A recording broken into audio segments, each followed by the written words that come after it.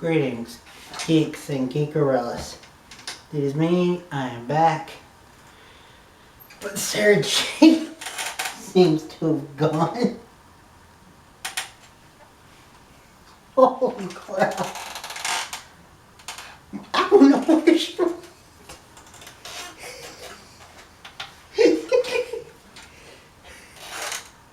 Okay.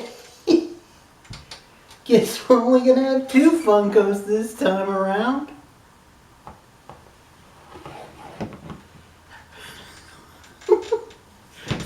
Sorry about that. Torment, stay up. Sorry about that. Anywho, welcome back, guys.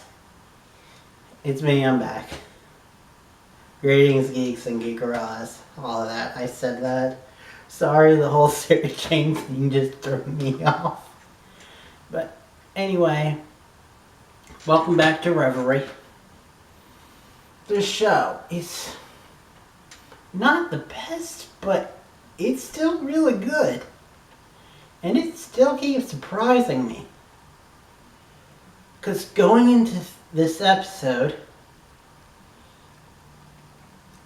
based on trailers, so I'm not getting into spoilers yet, I thought this was going to be a big, like, WTF, who can you trust, F with your mind, a lot of bleed from the real world into the, from the game world into the real world. Nope. Sorry, spoiler alert. Actually, just spoiler alert for the whole episode. I'm going to be going into the plot for the whole episode. So, spoiler alert right there. But it does start with the scene that we see from the trailers, where this new guy saves her from being hit by a car.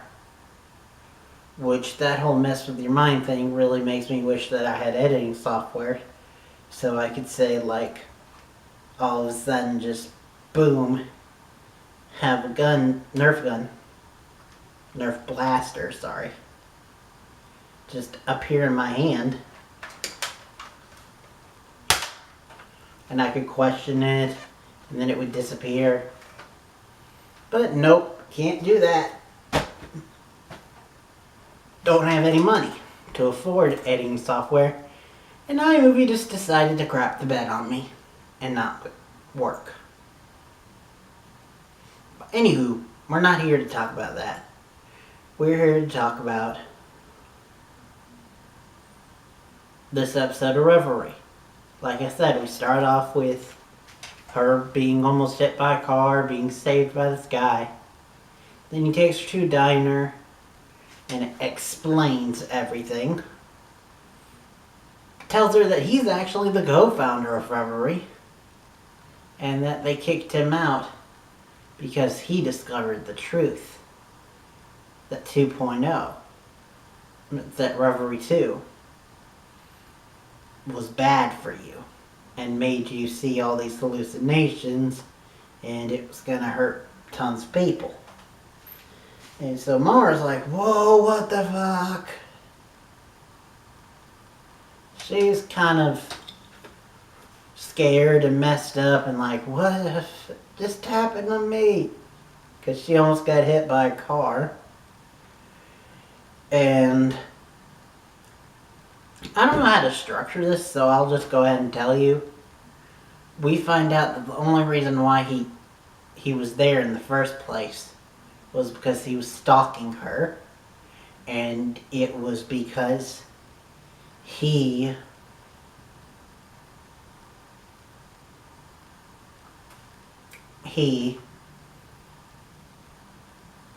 wanted to get in Reverie. He wanted to get back, even though he was very mentally unstable. And but he also had restraining orders against everyone but Mara, since she's new.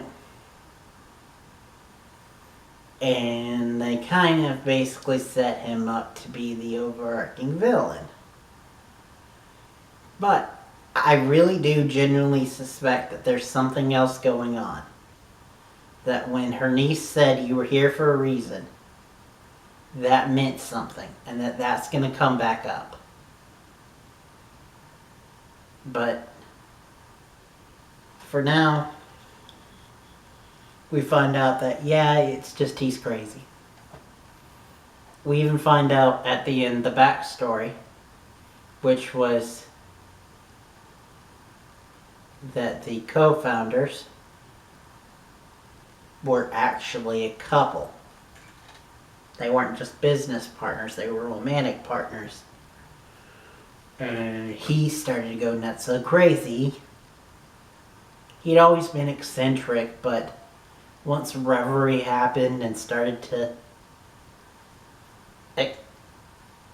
intensify his mind and all, and he stopped taking his meds, it made him go super crazy. And yeah. And that's another reason, on top of her brother, why the lead scientist chick, which I really gotta remember her name. I thought I was going to.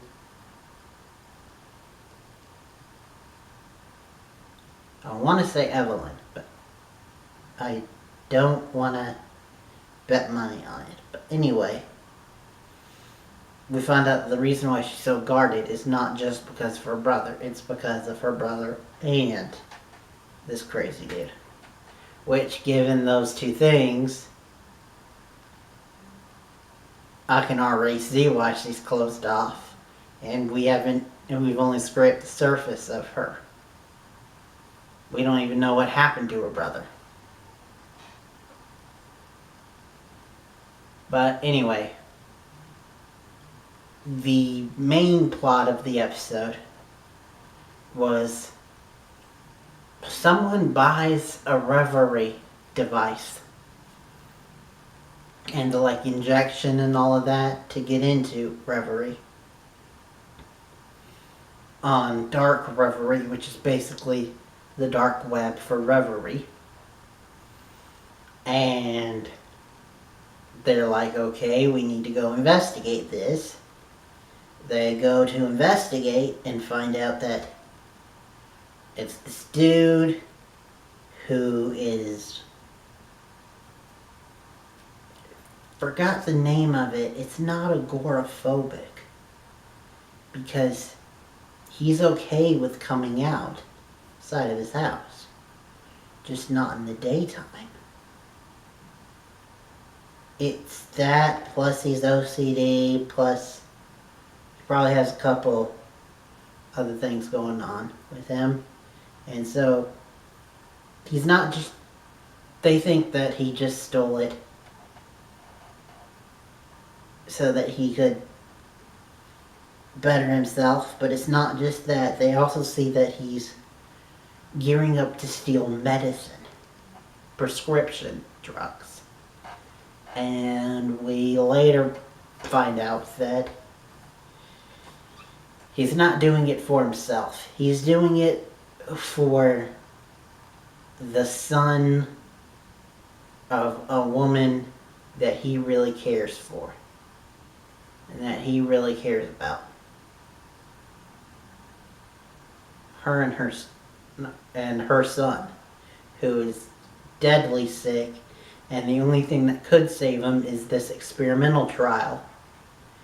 But they refuse to give it to him and let a 9-year-old boy slowly die. So he wants to face his fears to try to steal the medicine for him.